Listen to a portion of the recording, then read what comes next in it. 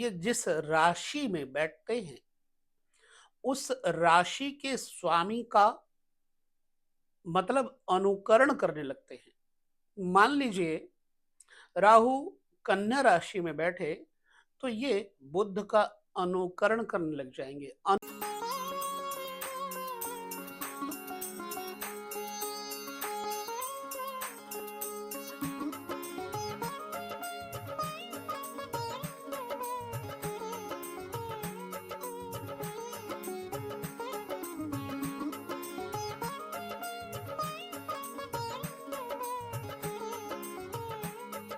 नमस्कार दर्शक कृष्ण।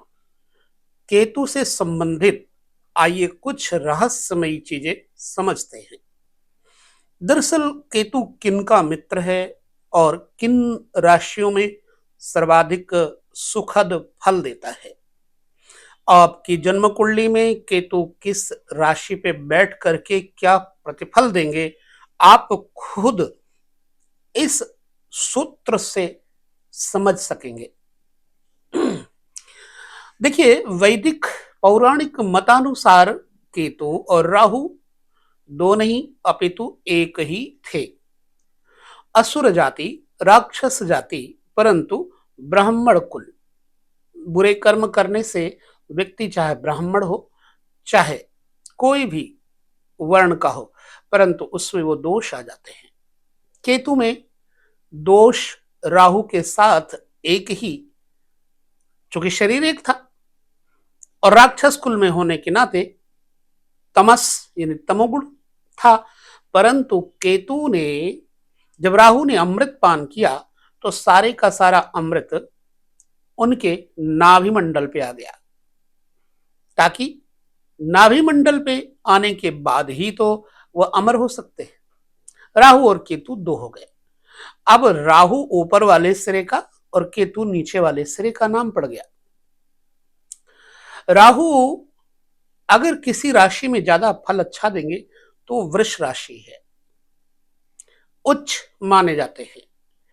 फिर शुभ फल देते हैं कन्या राशि में और मिथुन राशि में। परंतु एक बात ध्यान देना, ये जिस राशि में बैठते हैं उस राशि के स्वामी का मतलब अनुकरण करने लगते हैं। मान लीजिए राहु कन्या राशि में बैठे तो ये बुध का अनुकरण करने लग जाएंगे, अनुसरण भी करने लग जाएंगे, बुध के सदृश हो जाएंगे। मिथुन में बैठेंगे तो बुध के सदृश हो जाएंगे, उसी के समान हो जाएंगे, यानी बुध का फल देने लग जाएंगे। ठीक इसी प्रकार से केतु केतु मंगल राशि में शुभ फल देते हैं, बृहस्पति की राशि में शुभ फल देते हैं। तो मंगल की दो राशियां हैं, एक मेष और एक वृश्चिक। दूसरा बृहस्पति की दो राशियां हैं, एक धनु एक मीन। तो मंगल की राशि मेष में बैठ करके केतु मंगलवत हो जाते हैं, ऐसा लिखा है ज्योतिष में। शनि वत राहु, कुजवत केतु।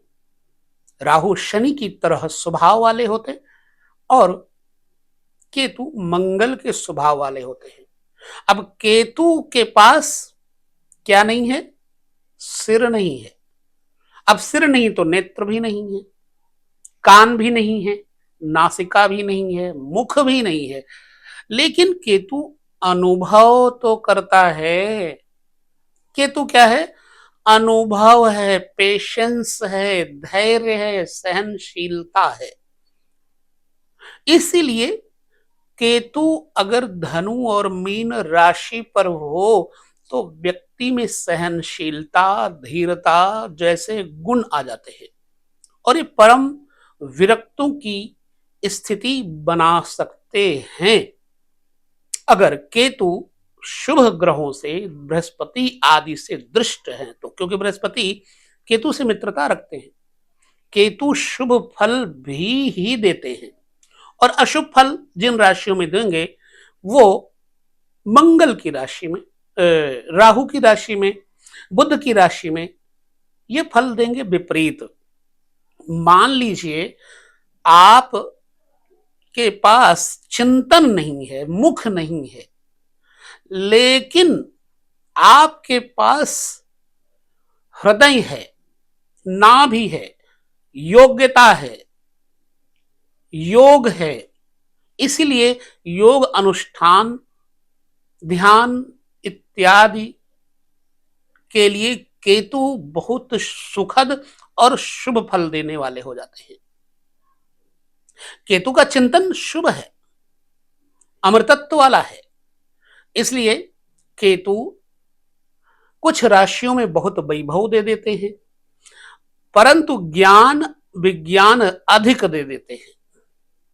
अब अगर आपकी जन्म कुंडली में मेष राशि पर केतु बैठे हैं तो मंगल की तरह केतु फल देंगे बचपन में। जैसे मंगल का स्वभाव है साहस, दुस्साहस, क्रोध, अनियंत्रण, लूट खसोट, मार पीट, चोट, इन सब चीजों का फल मंगल की तरह मेष राशि में बैठे हुए केतु देंगे। मान लीजिए आपके लग्न में मेष है और वहीं केतु बैठे हैं, ठीक सप्तम में राहु बैठ जाएंगे।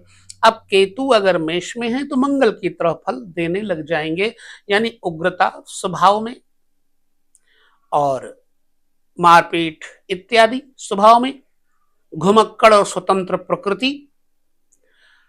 अब यदि केतु वृष राशि पर हैं तो शुक्र मित्र होने के कारण केतु शुक्र का फल देने लग जाएंगे। धन संपत्ति, ऐश्वर्य, सुख, समृद्धि, रंग में भी सौंदर्य इत्यादि केतु देने वाले हो जाते हैं। ठीक है, अभी हमें समझना है केतु को मिथुन राशि में जाने पर बुध की तरह होना चाहिए, लेकिन होता क्या है, केतु जब मिथुन राशि बुध में जाएंगे तो केतु का फल बुध को डाउन कर देना है।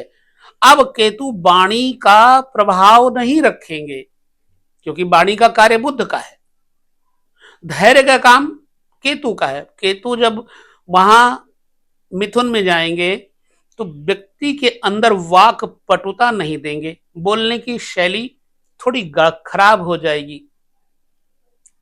क्यों? अंतर चेतना है केतु, अंतर चिंतन है केतु, ध्यान है केतु।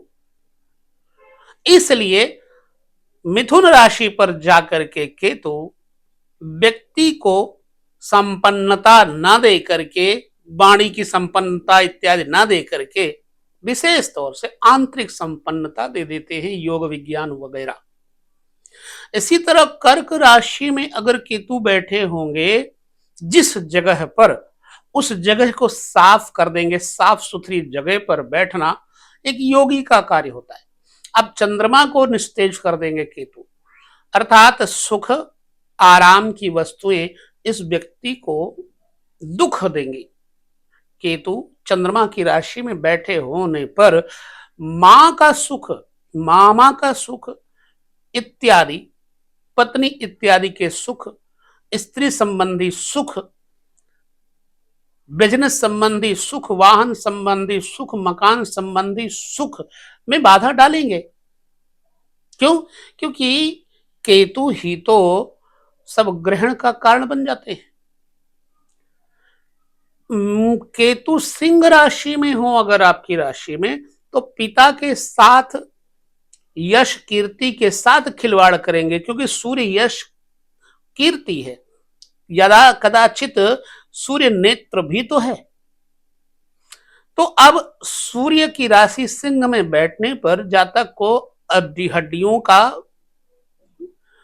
प्रभाव बुरा देंगे, जातक के ऊपर नेत्रों पर बुरा प्रभाव देंगे, माइग्रेन इत्यादि दे देंगे, यश कीर्ति में बाधा डालेंगे, लेकिन आंतरिक चेतना आनंद में रहेगी। इसलिए योगी बन सकता है। आपकी चेतना आपको योग में लेकर जा सकती है अगर सिंह राशि में केतु बैठे। इसी तरह कन्या राशि में, बुध की राशि में बैठ करके केतु नीच के हो जाएंगे तो बौद्धिक स्तर डाउन कर देंगे, व्यापारिक स्तर डाउन कर देंगे, दांतों में प्रॉब्लम दे देंगे, माइग्रेन फिर भी दे देंगे, और बहन बुआ इत्यादि का सुख भी खराब करेंगे।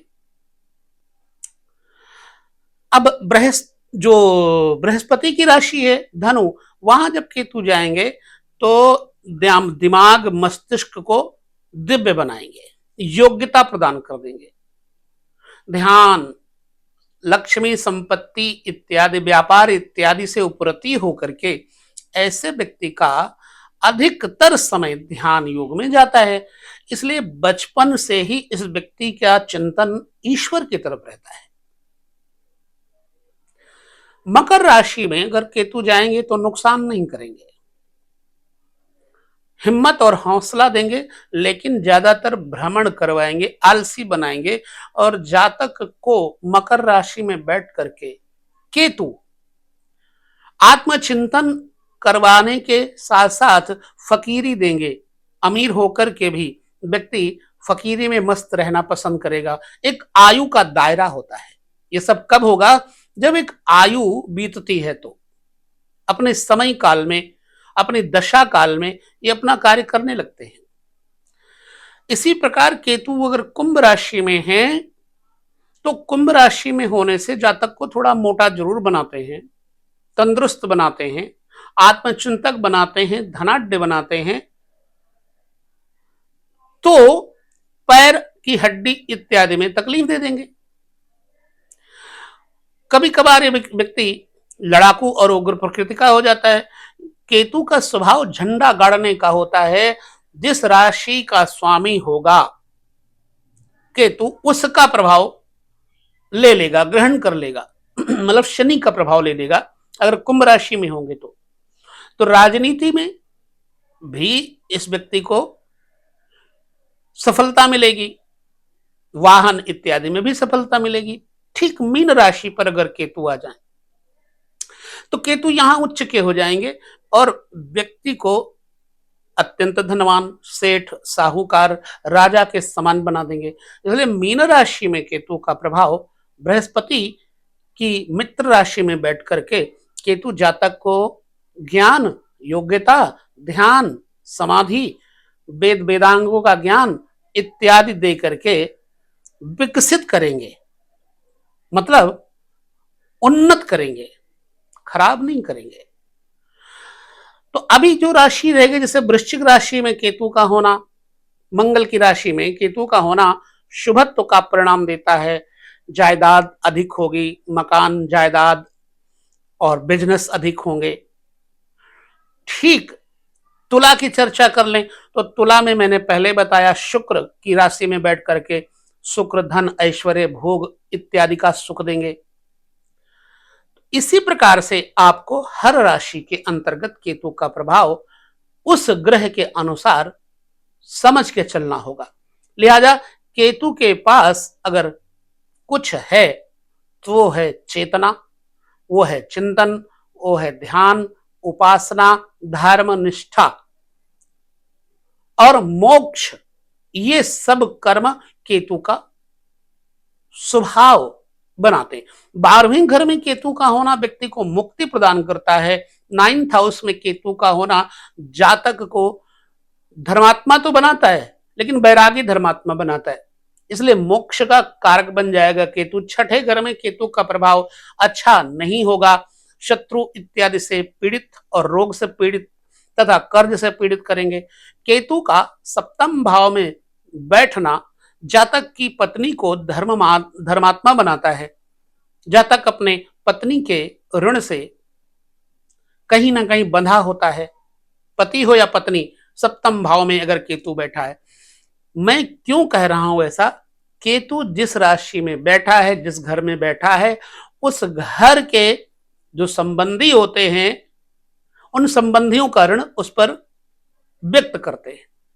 जैसे कुटुंब में बैठा हुआ केतु दूसरे घर में कुटुंबियों का ऋण उतारने के लिए व्यक्ति आता है। तीसरे घर में बैठा हुआ केतु मित्रों का, भाई बंधुओं का ऋण उतारने के लिए आता है। चौथे घर में बैठा हुआ केतु मात्र ऋण उतारने के लिए होता है। इसी प्रकार से प्रत्येक घर में बैठा हुआ केतु आपके ऋण को उतारते हैं, पिछले जन्म के ऋण का सूचक है।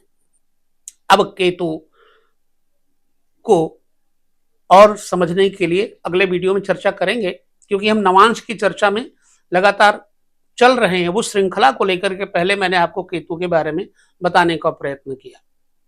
इसलिए केतु का शुभत्व, केतु का मंगलमय होना बुरा नहीं है। केतु शुभ फलदायक हैं, नो डाउट, क्योंकि इन्होंने अमृत पान कर लिया, बेशक कपट से किया, छद्म वेश धर के किया, परंतु आज भी केतु में वह अमृत तो गया नहीं है, वो अमृतत्व तो भरा पड़ा है। लिहाजा केतु शुभ नहीं है, केतु केतु अशुभ नहीं है, केतु शुभ है, केतु मंगलमय है। केतु जमीन, संपत्ति, सुख, आराम, ऐश्वर्य के साथ साथ भक्ति, ज्ञान, वैराग्य को प्रदान करने वाला है। यहाँ पर हम केतु से संबंधित इस वीडियो को विराम देते हैं। अगले वीडियो में पुनः नवमांश चक्र पर केतु की चर्चा करेंगे। तब तक विदा लेते हैं। नमस्कार, जय श्री कृष्ण।